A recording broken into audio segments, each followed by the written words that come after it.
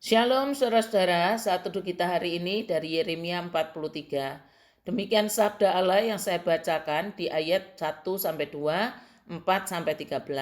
Firman Tuhan berkata demikian dalam terjemahan lain. Ketika Yeremia selesai menyampaikan firman Tuhan kepada segenap rakyat, Azaria putra Hosaya, Yohanan putra Karea, dan semua orang lain yang tinggi hati itu berkata kepada Yeremia, "Engkau berdusta. Tuhan Allah kita tidak menyuruh engkau untuk melarang kami pergi ke Mesir. Baruk putra Neria telah berkomplot melawan kami, dan dialah yang telah menyuruh engkau mengatakan ini supaya kami tinggal di sini dan dibunuh oleh orang-orang Babel untuk diangkut ke Babel sebagai budak." Demikianlah Yohanan dan semua pemimpin gerilya dan segenap rakyat tidak mau menaati perintah Tuhan dan tidak mau tinggal di Yehuda. Mereka semua termasuk orang-orang yang telah kembali dari daerah-daerah pelarian di negeri-negeri yang berdekatan berangkat ke Mesir di bawah pimpinan Yohanan dan para pemimpin gerilya. Kumpulan orang banyak itu terdiri dari laki-laki, perempuan, anak-anak, putri-putri raja, dan semua orang yang telah ditinggalkan pada Gedalia oleh Nebuzaradan kepala pasukan pengawal itu. Bahkan mereka memaksa Yeremia dan Baruk untuk ikut dengan mereka. Demikianlah mereka yang tidak mau menaati Tuhan itu tiba di Mesir di kota Tahpanhes. Kemudian Tuhan berfirman lagi kepada Yeremia di Tahpanhes demikian, "Kumpulkanlah orang-orang Yehuda, sementara mereka memperhatikan engkau, kuburlah batu-batu besar di antara batu-batu di muka pintu masuk istana Firaun di Tahpanhes ini. Lalu katakan kepada orang-orang Yehuda bahwa beginilah firman Tuhan semesta alam Allah Israel. Allah Israel itu berfirman, Aku pasti akan mendatangkan Nebukadnezar Raja Babel ke Mesir, karena ia hambaku. Aku akan mendirikan taktanya di atas batu-batu yang telah kukubur di sini. Ia akan membentangkan payung kebesarannya di atasnya. Pada waktu ia datang, ia akan menghancurkan negeri Mesir dan membunuh semua orang yang sudah kutetapkan untuk dibunuh, dan menangkap semua orang yang sudah kutetapkan untuk ditangkap. Dan banyak orang akan mati oleh penyakit.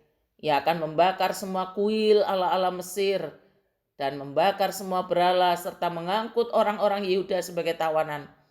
Ia akan meranja habis negeri Mesir seperti seorang gembala membersihkan pakaiannya dari kutu-kutu, dan ia sendiri akan pergi dari sana tanpa gangguan. Ia akan menghancurkan tugu-tugu berhala yang berdiri di kota Bet Shemesh, Heliopolis, dan membakar semua kuil ala-ala mereka. Saudara-saudara, seperti yang kita ikuti dari pasal-pasal sebelumnya, bahwa Nabi Yeremia diperintahkan untuk memperingatkan umat Allah yang saat itu sedang panik dan ketakutan akibat serbuan bangsa Babel agar tidak meninggalkan Yerusalem, agar tidak mengungsi ke Mesir. Tetapi respon para pemimpin justru menuduh Yeremia berbohong. Ini kata mereka, "Engkau berkata bohong.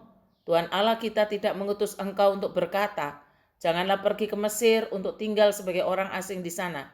Tetapi Baruk bin Neria menghasut engkau terhadap kami dengan maksud untuk menyerahkan kami ke dalam tangan orang-orang Kasdim supaya mereka membunuh kami dan mengangkut kami ke dalam pembuangan ke Babel." Umat tidak mau mendengarkan firman Tuhan dan mereka tetap nekat mengungsi ke Mesir di bawah pimpinan Yohanan. Tetapi saudara, niat jahat mereka itu diwujudkan dengan membawa paksa Nabi Yeremia, membawa paksa Baruk untuk mengungsi juga ke Mesir. Karena mereka berpikir kalau Nabi Yeremia tidak dipaksa ikut, besar kemungkinan mereka akan mengalami apa yang Tuhan katakan, yaitu jika mereka mengungsi ke Mesir dikatakan begini, pada waktu itu ia datang, ia akan menghancurkan negeri Mesir dan membunuh semua orang yang sudah kutetapkan untuk dibunuh dan menangkap semua orang yang sudah kutetapkan untuk ditangkap, dan banyak orang akan mati oleh penyakit. Dengan membawa paksa Nabi Yeremia, mereka berpikir bahwa Tuhan tidak akan memukul Mesir dengan tangannya Babel. Kenapa? Karena ada nabi bersama dengan mereka. Apakah pikiran mereka benar? Ternyata dengan menyandera Nabi Yeremia, mereka berpikir akan aman di Mesir. Jawabannya tidak. Diperkirakan Nabi sendiri akhirnya meninggal juga di Mesir. Pada saat dipaksa mengungsi ke Mesir itu, diperkirakan Nabi Yeremia sudah berusia lanjut. Sungguh tragis akhir hidup sang nabi yang seumur hidupnya menderita dalam panggilannya sebagai nabi. Celakanya lagi umat yang diperingatkan dengan suara kenabiannya sama sekali tidak mau mendengarkannya, bahkan menuduhnya berbohong. Jadi pernah terjadi, saudara, nabi yang memang nabi dituduh berbohong, sementara yang berbohong mengaku benar. Dan itu yang dialami oleh Nabi Yeremia. Apakah Allah memperlakukan Yeremia dengan kejam? Jawabannya tidak. Mengapa? Karena seorang nabi atau hamba Tuhan adalah alat di tangan tuannya. Allah masih sangat dekat dengan Nabi Yeremia, terbukti ketika di Mesir, di kota Tahpanhes itu, Tuhan masih memberikan firman-Nya kepada Nabi Yeremia. Tuhan masih berbicara kepada Nabi Yeremia. Walau isi nubuatnya justru menubuatkan celaka bagi umat dan Nabi sendiri akhirnya meninggal di sana. Saudara-saudara, relasi iman antara Nabi Yeremia dengan Allahnya tidak pernah berubah. Ia setia sampai akhir, percaya sampai akhir. Dan Tuhan Allah masih memakai Nabi Yeremia sebagai hambanya sampai akhir hayatnya. Begitulah harusnya kita memandang relasi seorang hamba Tuhan dengan Tuhannya. Bukan dilihat bagaimana nasib akhir tragis hidupnya justru di masa tuanya, bukan. Tuhan sendiri mengakhiri hidupnya dengan tragis, yaitu dengan siksa salib nan pedih. Tapi dia adalah raja di atas segala raja, ukurannya adalah kesetiaan sampai akhir. Sekali lagi saudara, ukuran kesetiaan seorang hamba Tuhan, setia kepada Tuhan dan setia kepada firman-Nya sampai akhir, walaupun dalam hidupnya pernah dituduh berbohong. Kenapa? Karena tidak menyenangkan orang yang menuduh itu. Kiranya kita dikaruniai iman untuk setia sampai akhir. Tuhan memberkati kita.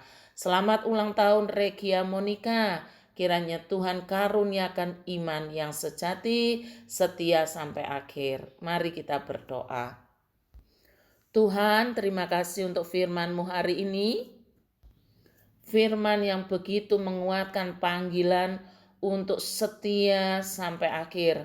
Setia tanpa batas, itulah ukuran iman.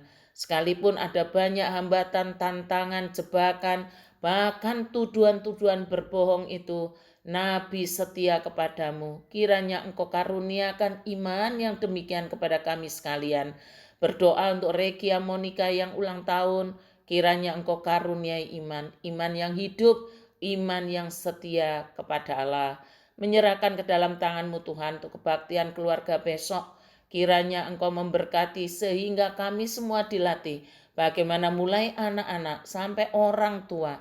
Tidak ada sekat, tidak ada batas, bersama-sama berbakti di dalam kebaktian keluarga. Tuhan berkatilah supaya iman itu pada akhirnya tumbuh dan tumbuh. Iman yang benar itu tumbuh di dalam persekutuan orang-orang kudus yang Tuhan berkati. Mendoakan untuk cuti hamba Tuhan, yaitu penginjil Yohanes cuti mulai 27 April sampai 11 Mei dan pendeta Yafet cuti 28 April sampai 5 Mei.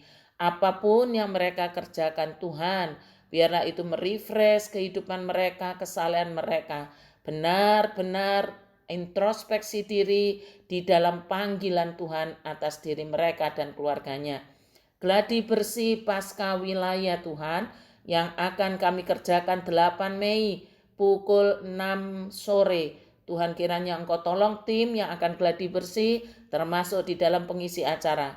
Demikian juga perayaan Paskah wilayah tanggal 9 Mei hari Senin pukul 6 di Hotel Surya Jajak. Tuhan tolong supaya kuota GKT Banyuwangi 55 orang dapat terpenuhi dan semua bersukacita untuk merayakan Paskah ini. Terima kasih Bapa. Dalam nama Tuhan Yesus saya berdoa. Amin.